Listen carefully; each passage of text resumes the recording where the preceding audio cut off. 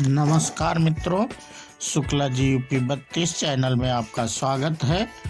और आज हम गीता के अध्याय 13 के महात्म्य एवं कथा के बारे में मित्रों आपको जानकारी देंगे। और जो लोग नए हों वो चैनल को सब्सक्राइब कर लें। और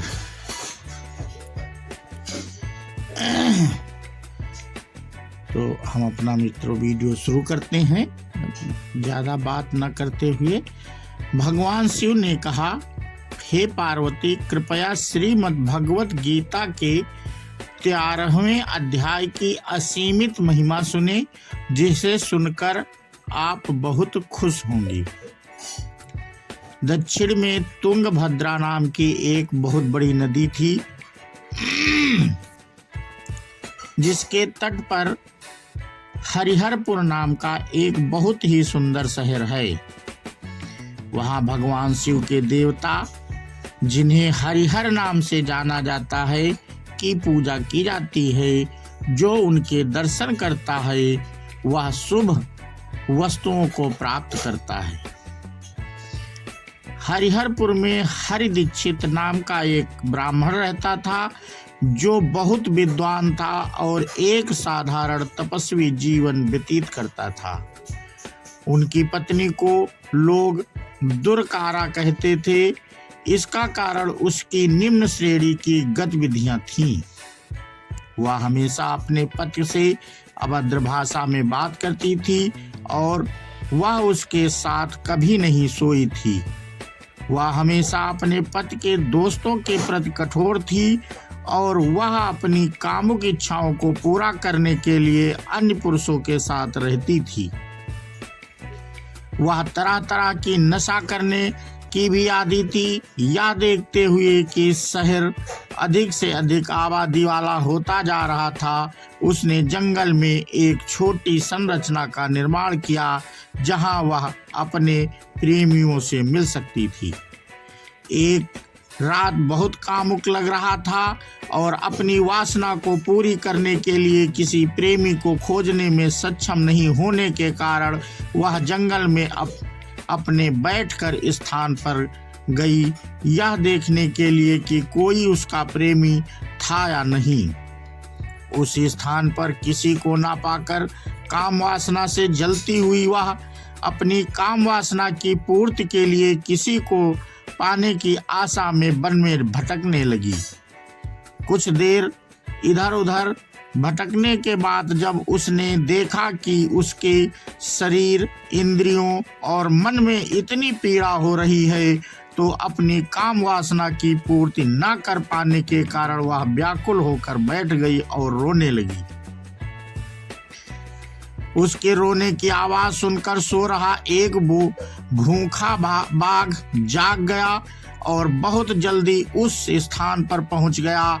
बाघ के आने की बात सुनकर कामिनी उठी और मन ही मन में सोच रही थी कि अवश्य ही कोई आ रहा है जो उसकी जरूरतों को पूरा करेगा। उसने अचानक एक बाघ को अपने सामने आते देखा। वह अपने तीखे पंजों से उसे चीर डालने ही वाला था। उस समय कामिनी स्त्री ने बाघ को संबोधित करते हुए कहा, अरे बाघ, तुम यहाँ मुझे मारने क्यों आए हो? पहले तुम मुझे यह बताओ और फिर मुझे मार सकते हो। जानवरों के राजा ने दुर्चारा को मारने से परहेज किया और हंसे। फिर उसने निम्नलिखित कहानी सुनाई। दक्षिण में मलापहा नाम की एक नदी है, जिसके तट पर मुनिपर्णा नगरी है। उस स्थान पर भगवान शिव का एक प्रसिद्ध देवता है, जिसे पंचलिंग के नाम से जाना जाता है। उस नगर में मैंने एक ब्राह्मण कुल में जन्म लिया था। हालांकि मैंने इतना ऊंचा जन्म लिया था, फिर भी मैं बहुत लालची था और अपनी इंद्रियों पर मेरा कोई नियंत्रण नहीं था। मैं नदी के तट पर बैठकर उन लोगों के लिए यज्ञ करता था जो इस तरह के प्रदर्शन में भाग लेने के योग्य नहीं थे। मैं भौतिकवादी व्यक्तियों के घरों से भी खाऊंगा। मैं भी देवता के लिए यज्ञ और पूजा करने के नाम पर आवश्यकता से अधिक धन एकत्र करता और उसका उपयोग अपनी इंद्रिय तृप्ति के लिए करता।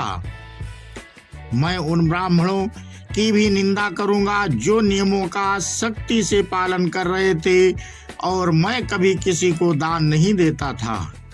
धीरे धीरे मैं बूढ़ा हो गया, मेरा हाथ सफेद हो गया, मेरे दांत गिर गए और मेरी आंखें कमजोर हो गईं, लेकिन फिर भी मैंने और अधिक धन इकट्ठा करने और जमा करने की अपनी वासना नहीं छोड़ी। एक दिन गलती से मैं ब्राह्मणों के घर भीख मांगने गया जो बड़े क्रूर और छल कपट में निपुण थे। जब उन्होंने मुझ पर कुत्ते बिठा दिए, उन कुत्तों में से एक ने मेरे पैर को काट लिया और मैं गिर गया और बहुत जल्द ही मर गया। उसके बाद मुझे यह बाघ का शरीर प्राप्त हुआ और मैं इस खतरनाक जंगल में रह रहा हूँ। सौभाग्य से मुझे अपने पिछले जन्म का स्मरण है और इस जन्म में मैं किसी भक्त सन्यासी या पवित्र महिला पर आक्रमण नहीं करता। मैं उन्हीं पापियों व्यक्तियों और अपवित्र स्त्रियों को ही भोजन के रूप में ग्रहण करता हूँ। आप सबसे अधिक दुराचारी और पापी स्त्री होने के नाते आप निश्चित रूप से मेरा दोपहर का भोजन बनेंगी। बाघ ने अपना कथन समाप्त करने के बाद उस पापी स्त्री को खा लिया। तत्पश्चात यमदूतों ने उसे द्विधा नामक नरक में फेंक दिया, जो मलमूत्र और रक्त से भरा एक सरोवर है, और उसे 1 करोड़ कल्प तक उस मलिन स्थान में रहना पड़ा। उसके बाद उसे रौरव नामक नरक में फेंक दिया गया, जहां वह 100 मन्वंतरों तक रही, जिसके बाद उसने फिर से एक महिला चांडाल के रूप में पृथ्वी पर जन्म लिया। वह फिर से उसी पापपूर्ण तरीके से जीवन व्यतीत करती थी और जैसे वह पहले करती थी। अपने पाप कर्मों के कारण उसे कुष्ठ रोग हो गया और क्षय रोग भी हो गया। संयोग और सौभाग्य से वह एक बार हरिहरपुर के पवित्र स्थान पर जाम्बका देवी पार्वती के मंदिर के पास गई। उसने महान संत वासुदेव को देखा, जो हमेशा श्रीमद् भगवत गीता के 13वें अध्याय का पाठ कर रहे थे। उसके मुख से उसने वह पाठ सुना और आकर्षित हो गई। उसने इसे बार बार सुना और उस श्रवण से वह चांडाल के उस शरीर को त्यागने में सक्षम हो गई और अपने पिछले पाप कर्मों के फल से पूरी तरह मुक्त हो गई। उसने भगवान विष्णु के समान चतुर्भुज रूप प्राप्त किया और उसे वैकुंठ ले जाया गया।